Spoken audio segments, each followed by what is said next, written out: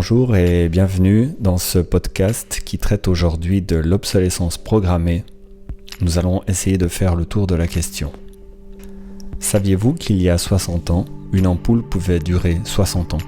Vous vous êtes peut-être demandé pour quelles raisons vous deviez si souvent aller au magasin pour acquérir de nouvelles ampoules.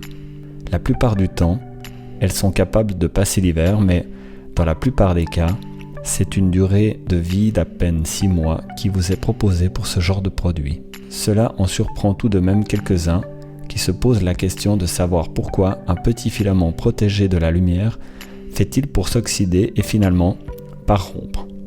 Cette personne a raison de se poser cette question, car un filament de tungstène bien protégé de l'air et de l'oxygène ne peut pas s'oxyder tout simplement.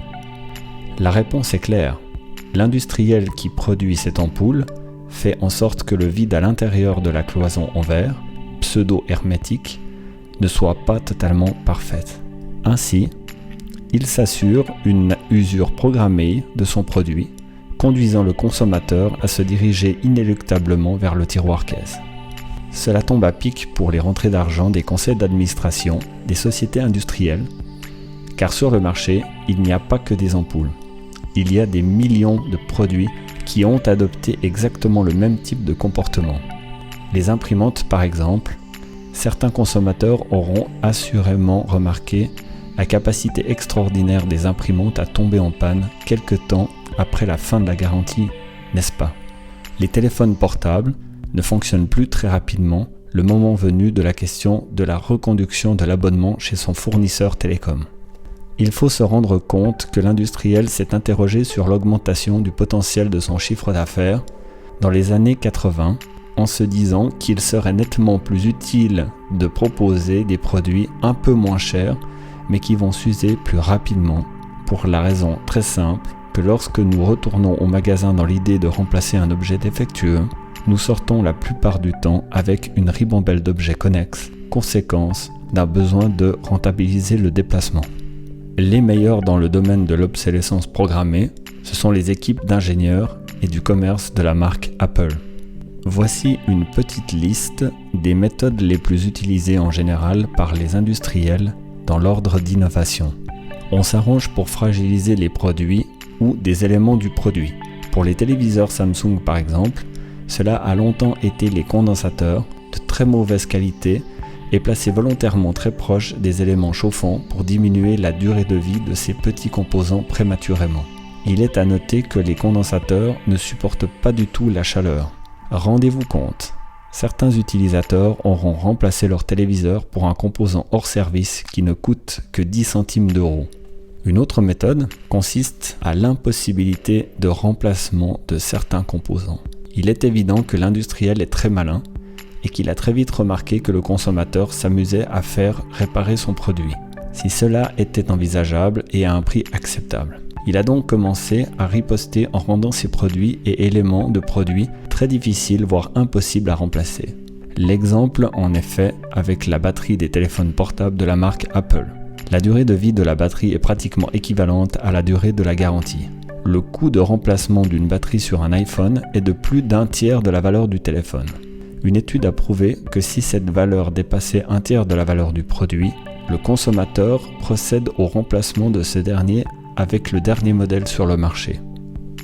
La compatibilité des logiciels. Vous aurez remarqué cette fâcheuse tendance chez Apple à vous annoncer que le prochain système d'exploitation ne pourra pas être installé sur votre machine trop vieille. Pas grave, me direz-vous. Eh bien, pas la première année, mais petit à petit, les logiciels de Apple Store commencent à réclamer le dernier OS pour fonctionner et vous perdez gentiment la partie. La compatibilité avec les accessoires.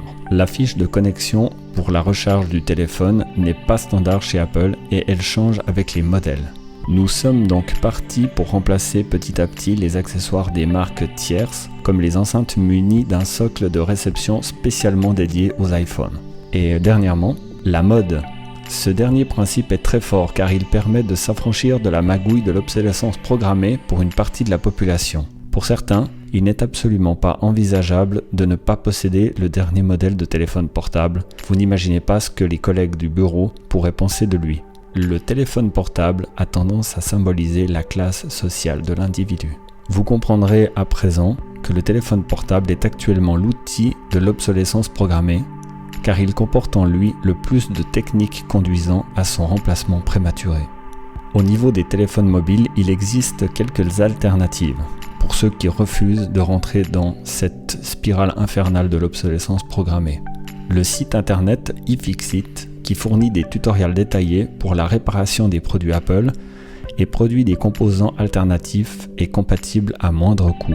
Le Fairphone, le premier smartphone socialement responsable. Il offre la possibilité d'être complètement démonté afin de permettre le changement très simple de l'ensemble de ses composants.